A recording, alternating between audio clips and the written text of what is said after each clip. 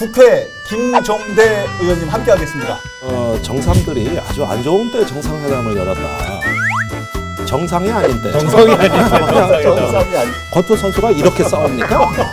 이렇게 싸우다가 이렇게 싸우지? 화중에 제가 아는 거라고는 드루킹밖에 없어요. 심 의원이 똑같이 말씀하셨어요. 단일화 경선에 대해서는 저희가 먼저 제안하지는 않을 겁니다.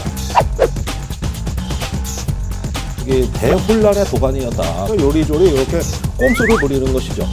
완전히 정치가 안 됐어요. 방송에서 정치학 공부 새로 하시라 그랬어요. 좀 말씀하게 했습니다. 제가. 사기 발언하셨던 거, 사기 발언하셨던 거 기억하시죠? 자기 말. 사기 발언? 떨리네.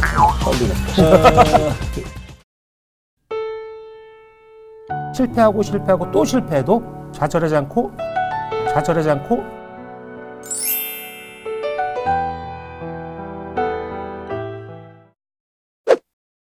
네, 시청자 여러분 안녕하십니까. 라이벌의 불꽃 토크 대결 리얼 토크 한판입니다. 오늘도 최용현 변호사님, 신용환 교수님 함께하겠습니다. 안녕하십니까? 네, 안녕하세요. 오늘 아주 특별한 초대 손님을 모셨잖아요. 그렇죠. 네네. 리얼 토크 한판이 100회를 맞았습니다. 아, 벌써요. 네. 국회 김종대 의원님 함께하겠습니다. 어서 오십시오. 안녕하십니까. 네, 김종대입니다. 반갑습니다. 의원님도 축하해 주세요. 저희 100회째거든요, 오늘이. 글쎄, 뭔 방송이 100회씩이나 방송 전에는 대단하다고 그러셔놓고. 시사 프로가 특히 지역 방송 아닙니까? 대단해요. 사실은 정말 오늘 의원님을 모신 이유가 저희가 이제 100회를 이제 해 오면서 여러 초대 손님들이 왔다 가셨거든요. 고정 패널 분들 외에 어떤 분이 한파를 가장 빛내 주었을까라고 제작진하고 막 이렇게 저렇게 옥신각신 하다가 뽑히신 분이세요. 아, 그렇습니까? 지난 12회 때도 막 오셔서 사실 저희 리얼토크 한판이 정상궤도에 오르는데 가장 혁혁한 공을 세우신 것 같은데. 아, 감사합니다. 뭐 저야 영광입니다만은 게스트 섭외를 좀 잘하시지. 그동안 예, 알겠습니다. 사실 최근에 보니까 TV, 라디오 할 것 없이 뭐 지역에서 종횡무진 하시던데 전국에서. 전국에서. 그렇죠. 저는 궁금한 게 이제 북미 정상회담이 이게 이제 무산이 됐잖아요. 합의가 결렬이 됐는데 그 원인이 어디 있다고 생각하십니까?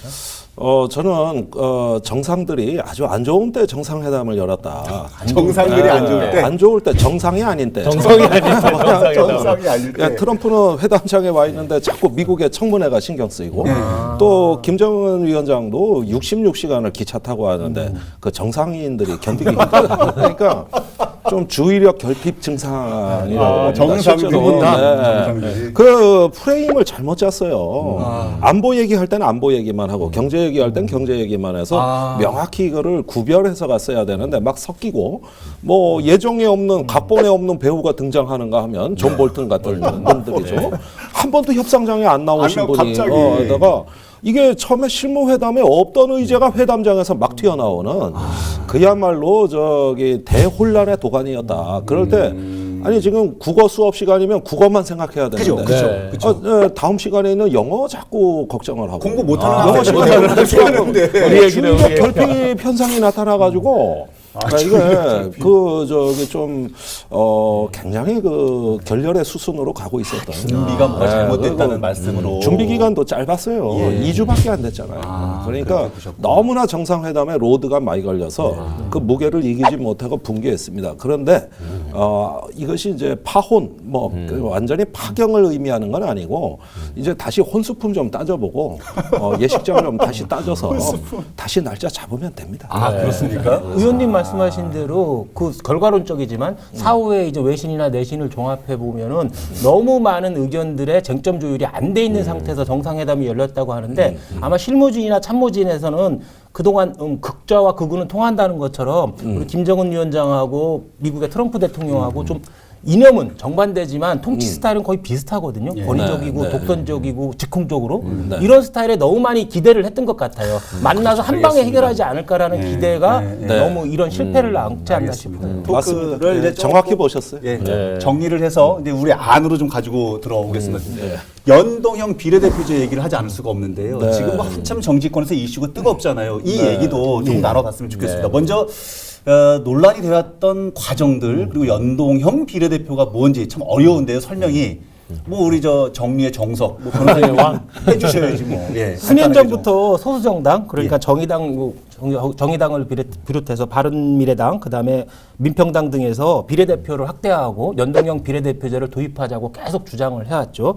이에 대해서 그동안에 이제 기득권을 가진 양대 정당은 거부 반응을 보였는데 심상정 당대표나 이런 분들이 단식 투쟁을 통해서 민주당은 이제 적극적으로 협상에 선거제도 개편, 연동형 비례대표제를 포함한 협상에 응했는데 그동안 자유한국당은 뭐 당내 경선 문제거나 이런 차원에서 그다음에 그 여당과의 대립으로 인해서 국회 보이콧을 했거든요. 최근에 이제 국회로 복귀했는데 결국 이제 5당이 모여서 연동형 비례대표제를 포함한 선거구제 개편 이런 문제에 대해서 포괄적으로 논의하게 돼 지금 자리가 마련된 거죠. 논란의 정점에 지금 와 있는 부분이기는 하지요. 네, 네. 지금 왜 이런 부분들을 좀 하게 되는지도 좀 궁금한데요. 굉장히 심플하게 보면 표의 이제 등가성 등등에 의해서 사실은 의석이 배분돼야 되는데 10%를 얻어도 예를 들어 의석은 뭐 2, 3%밖에 지역구에서 배분이 안 되는 이런 것들이 이제 대한민국 전체 이제 양당제를 공고하게 강화해 오는 이런 폐해가 있었죠. 그걸 개선하게 10%를 받았으면 10%에 해당하는 의원 의석을 내놔라 이런 거죠. 여쭤보겠습니다. 의원님 오셨으니까요. 네.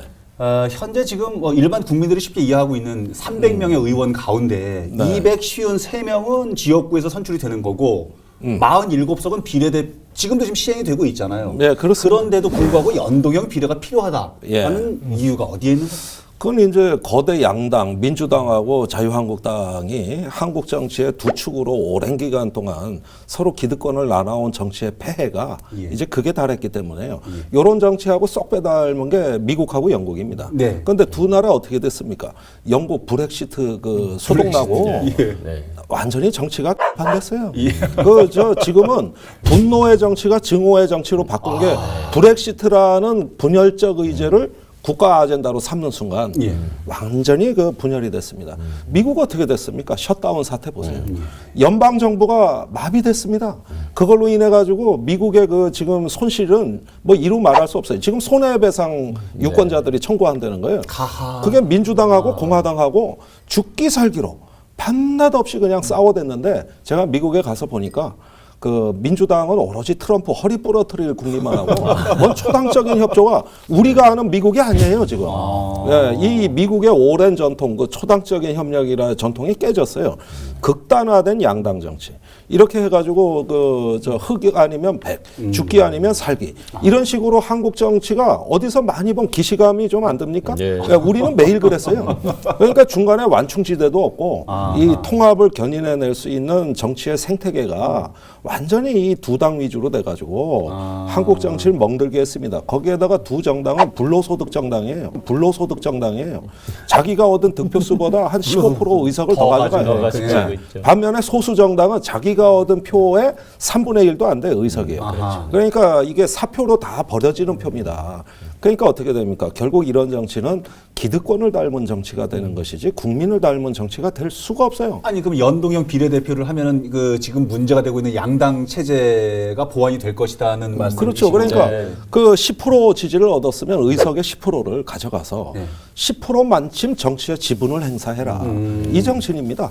그런데 그 비례대표 숫자를 좀 늘리면 일단 지역구에서 그 당선이 못된 소수 정당이 정당 득표율은 높거든요. 그걸 비례대표로 채워주는 겁니다. 각 당에서의 셈법은 또 다르거든요. 네. 시민들이 바라봤을 때 어떻게 바라보고 어떻게 해석을 해야 됩니까? 글쎄요, 제일 저는 기이하게 보는 게 집권 민주당입니다. 기이하다. 예, 대통령은 헌법 개정안에도 여기 표의 비례성, 즉 연동형으로 가겠다는 걸 넣겠다. 예.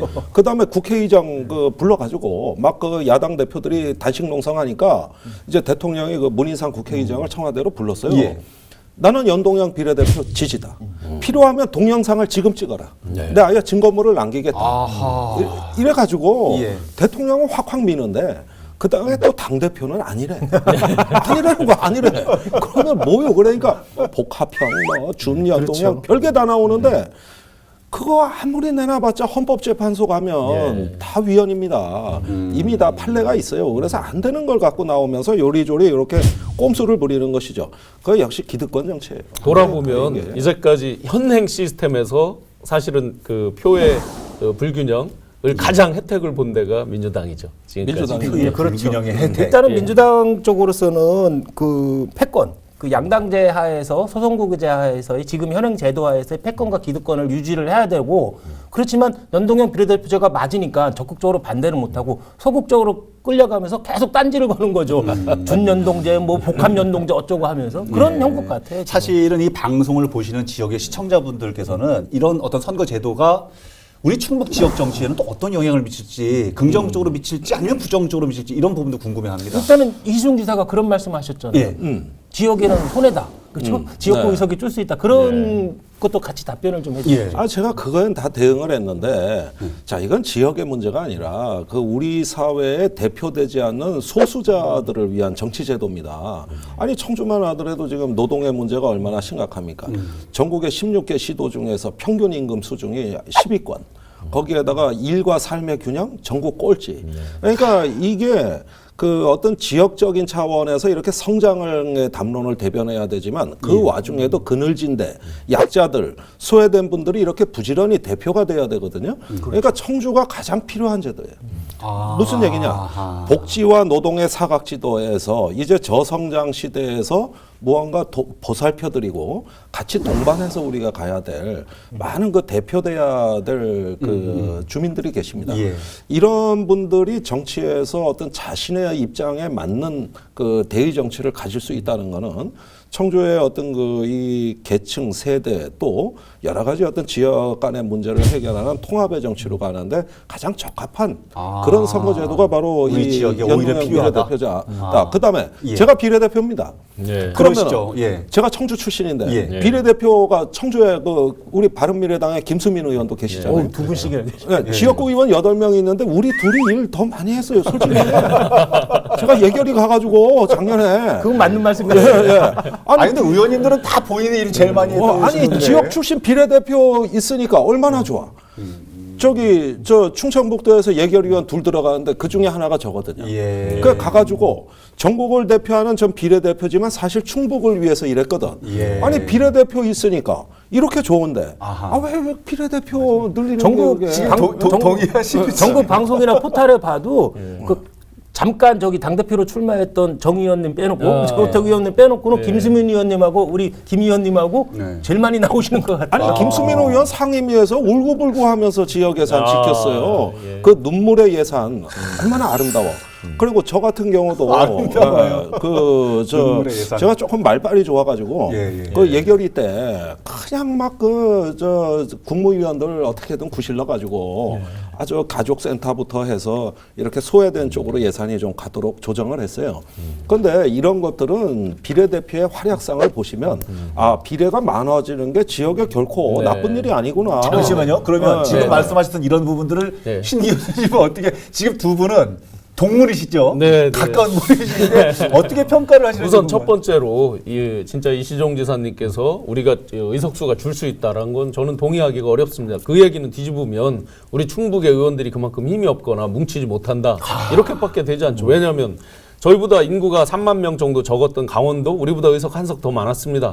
이제 똑같이 8석 됐죠. 됐죠. 저희랑 인구가 지금 비슷한 전라북도 네. 저희보다 의석수 3석 더 많죠. 네, 그렇습니다. 자, 그러면 다시 이걸 선거 제도 및 선거 구제를 개편할 때 예. 거의 인구대로 갈 거 아니겠어요? 중대로 이렇게 늘리고 하다 보면 그렇겠죠. 예를 들어서 그렇겠죠. 그럼 밀릴 이유가 하나도 없는데 왜 우리가 의석수가 준다고 미리 지레짐작해서 그렇게 할 적이가 아니 없죠. 이시종 지사님은 어떻게 김종대 의원님이 나오셔도 또 지금 지탄을 받으시네. 아니 그래서 제가 방송에서 정치학 공부 새로 하시라 그랬어요. 좀 말 심하게 했습니다. 제가. 뭔가를 대표한다고 할 때 무엇을 대표하냐가 중요한 거거든요. 물론 지역도 대표를 해야 되는 건 맞아요. 당연히 맞지만은 현대 사회, 특히 우리나라처럼 이 동질적인 사회에서는 대표할 게 또 더 많은 것도 있거든요. 예를 들어서 빈부격차나 세대나 남녀나 직업이나 이런 걸 대표해야 되는데 우리나라는 김종대 의원님께서 말씀하신 대로 부자 30대 50대 60대 중반의 고위관리 출신 이런 분만 대표가 되고 있어요. 거의 모두가. 그렇기 때문에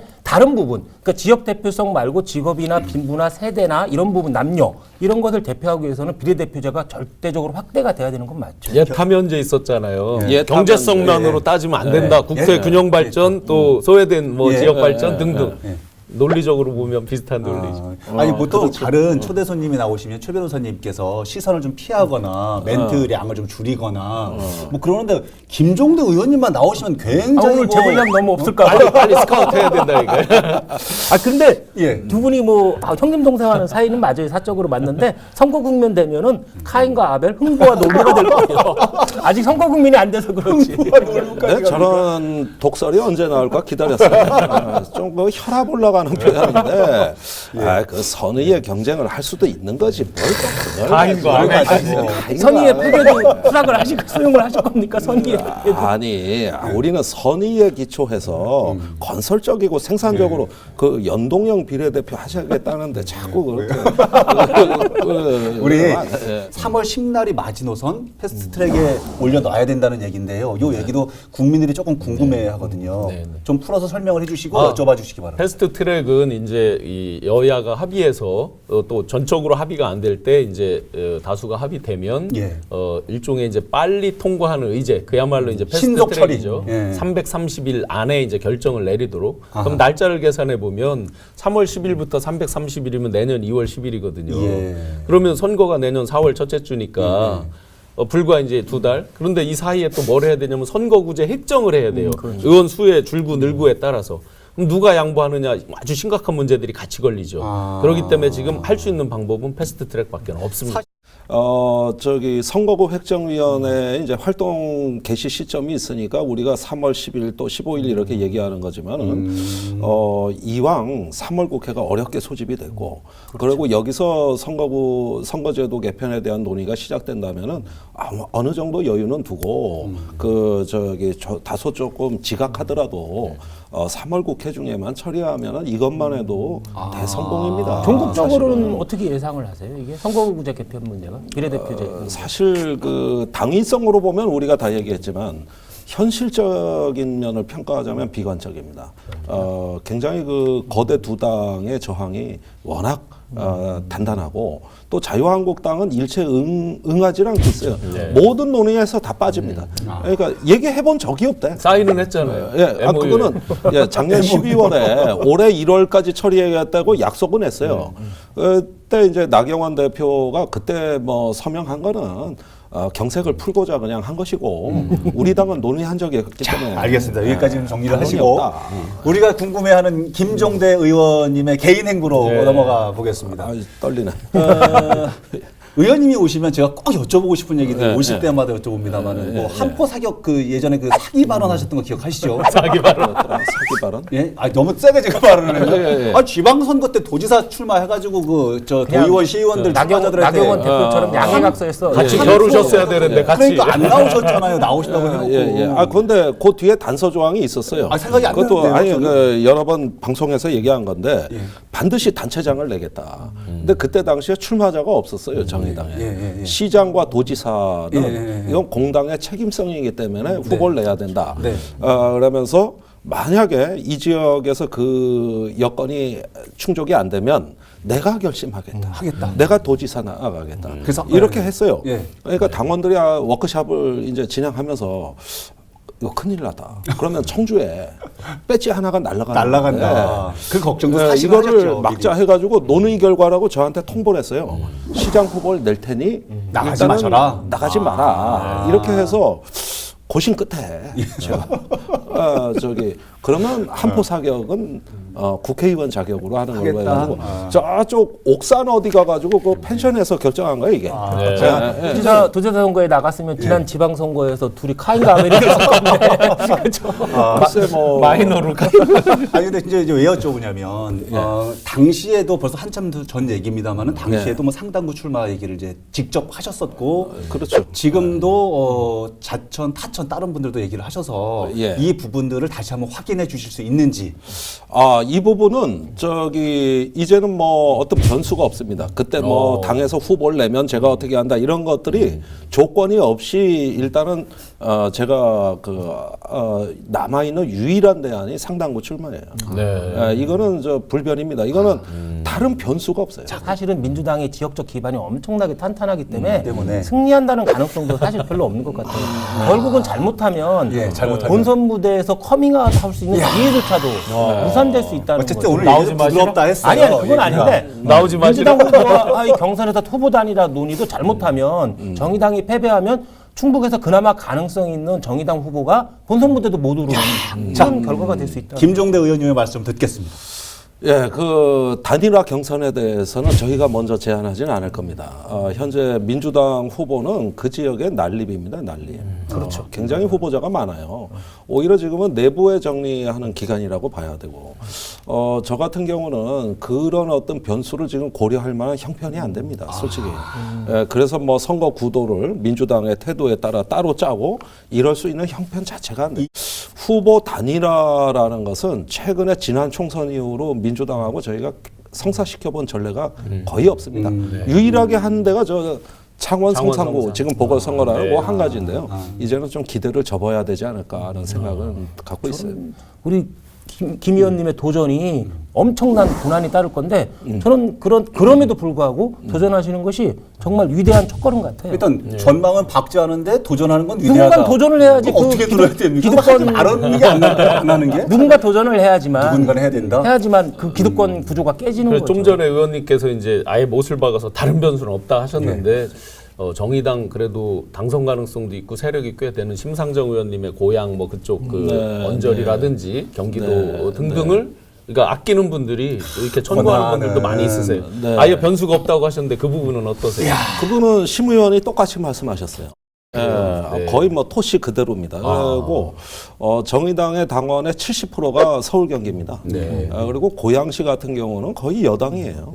이번에 5명 지방선거 출마에 4명 당선될 정도로 일단 30%부터 시작할 정도로 그 지역은 정말 대단한. 그리고 경기 북부에 진보 벨트를 만들겠다는 게 심상정 의원의 계획이었어요. 그런데 저는 약간 생각이 달랐습니다.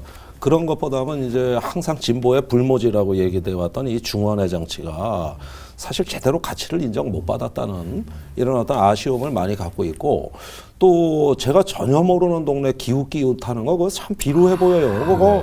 그거 뭐 어디 뭐 좋은 물 좋은 데 없나 이거 내가 무슨 삐끼도 아니고 그러니까 이런 식의 그 기웃기웃하는 것보다는 일단은 제가 잘 알고 이 지역이 어떤 정치의 도움을 필요로 하는가를 명확히 아는 이 지역에서 어떤 정치의 사명과 가치 뭐 이런 것들 충분히 그 만들어 볼 만한데 거기 가가지고 또 뭐 저기 일부에서는 제가 경기도 포천, 파주 이쪽에 나올 거라고 그랬는데 파주에 제가 아는 거라고는 드루킹밖에 없어요. 그래가지고 남북 통일 시대의 군사 전문가는 뭐 접경 지역으로 가야 된다 이런 아름다운 뭐 얘기도 있었는데 제가 절대 유혹에 넘어가요. 그런 유혹들은 저하고는 아무 관계가 없고 김종대 정치도 아니에요. 사실은요 지역에서 지금 말씀하셨던 그 지역에 엄청난 거물이 계시잖아요. 개인적인 전략은 있어야 될 거 아닙니까? 뛰어넘으려면. 그러니까 그 이제 상당구의 그분의 경우에는 도지사와 장관, 사선 의원 이런 게 아주 그렇죠. 그 경륜이 뭐 어마어마하시죠. 뭐 예. 대단하죠. 거의 정상급의 경륜에다가 지역 밀착형 또 맞습니다. 정치를 하고 계셔가지고 맞습니다. 예. 모든 골목에 다 그 점들이 찍혀 있는 정말 대단하신 분이고 지역을 위해서 너무 고생하셨어요. 그래서 이렇게 고생을 많이 한 분은 우리가 좀 앞으로 편하게 이렇게 좀 쉬게 만들어 드리면서 앞으로 후진들 양성하도록 이렇게 잘 모시는 게 제가 생각하는 정치의 복지 정책이에요. 일타성장. 이게 바로 복지입니다. 그 경륜을 편안하게 노후를 즐겁게. 일타삼피셔요. 한 분을 얘기했는데 왜 세 분이 뜨끔해지지? 그런 면도 있네요. 그래서 이 청주가 또 그 약간 고령화된 이제 그 기존의 좀 프레임에서 잘 벗어나지 못하고 그러다 보니까 정치가 어떻게 됐느냐. 진통제는 잘 놓는데 치료제가 없는. 그러니까 혁신가가 필요할 때 자꾸 관리자들이 그 자리를 차지하는. 그래서 변화가 정체돼 있잖아요. 그래서 이런 것들은 우리가 윗분들을 잘 모셔서 쉬게 해드리고 대신에 조금 새로운 혁신 역량들이 이렇게 세대를 바꿔가면서 이렇게 해가지고 저는 이런 부분들이 정치 공간이 열리면 그 공간에서 우리가 또 잘 설명될 수 있는 것이다. 지금 말씀은 두 분은 엄청 공감이 많이 되시는 잘하면 어느 한 지역구에서 뭐 전현직 의원들 한 세네 명이 맞붙는 그런 놀라운 일도 벌어질 것 같아요. 진짜 그럴 수도 있네. 그럴 수도 있겠습니다. 네. 네. 끝내기 한판으로 오늘 의원님 모시고 얘기 나눴던 얘기들을 좀 정리를 해보겠습니다. 교수님, 먼저 좀 정리해 주시죠. 동상이몽이다. 동상이몽. 동상이몽. 예. 북미 회담도 동상이몽이고 예. 지금 선거 제도 또 선거 구제 전부 동상이몽이다. 각자의 목표 지점은 달리 있고 겉으로 하는 척 같이 하고 있는. 두 분이 고등학교, 대학교 같은 침대에 누워 있는데 서로 생각은 전혀 다르시고 앞으로 가인가하게 될 것 같아요. 꼭 남북 관계 같아. 저는 뭐 변호사님. 서명 의식을 가진 정치인이라고 하겠습니다. 예. 오늘 주제로 다룬 것 중에서 북미 정상회담 이거 꼭 필요하거든요. 한반도 평화나 세계 평화를 위해서 꼭 네네. 필요하고 연동형 비례대표제 우리나라 정당 정치의 발전을 위해서 꼭 필요한 거거든요. 그렇지만 기득권이나 패권을 유지하는 세력으로 인해서 계속 이게 난항을 겪고 있어요. 우리 김종대 의원들 마지막 주제였던 김종대 의원도 마찬가지 같아요. 지역 정치 발전, 진보 정치 발전을 위해서 엄청난 험지인 지역에서 출마를 고려하고 계시는데 저는 막스 베버의 포명으로서의 정치에 대해서 인용하고 싶은 게 뭐냐면 사회 정의에 대해서 신념이나 열정을 가진 사람은 실패하고 또 실패해도 좌절하지 않고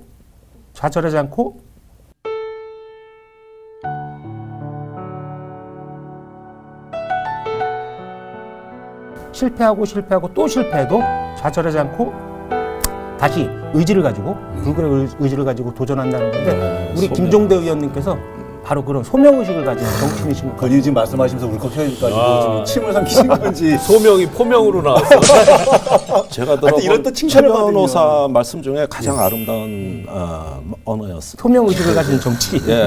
거기에 책임으로서의 정치. 명심하겠습니다. 예. 오늘 한판 함께 또 이렇게 세 번째 출연을 이렇게 또 어려운 발걸음 해주셔서 너무너무 감사하고 혹시 내용 중에 못다한 말씀 있으시면 시청자분들 향해서 짤막하게 마무리 말씀 한 말씀 부탁드립니다. 글쎄요, 좋은 한판이네요. 이건 정말 저한테는 큰 영광이자 100회. 정말 방송으로는 기념비적인 성과입니다. 그래서 이런 성과를 앞으로 더 지역민들을 행복하게 해줄 수 있는 그런 방송, 거기에 저 같은 출연자 이렇게 해서 더 많은 앞으로 사랑과 또 기쁨을 주는 방송이 되길 바라고 진심으로 축하드립니다. 어쨌든 이제는 방송이 아니라 지역에 가서 골목길에서 주민들을 뵈야죠. 저는 항상 따뜻한 손을 내밀 거니까 함께 우리가 저하고 함께 바꿔보시죠. 알겠습니다. 우린 더 행복해질 준비 돼 있습니다. 알겠습니다. 바쁘시더라도 좀 연락을 드리면 종종 참여를 해서 좋은 말씀도 좀 나눠주시기 바랍니다. 감사합니다. 고맙습니다. 시청자 여러분의 사랑과 성원의 힘이 이든 100회, 리얼토크 한판이 200회, 또 300회까지 갈 수 있도록 열심히 저희 제작진이 노력하겠습니다. 오늘은 여기서 정리를 하고요. 다음 주에는 또 어떤 주제로 불꽃 토크를 벌이게 될지 여러분 기대해 주시기 바랍니다. 다음 주에도 한판 합시다. 리얼토크 한판!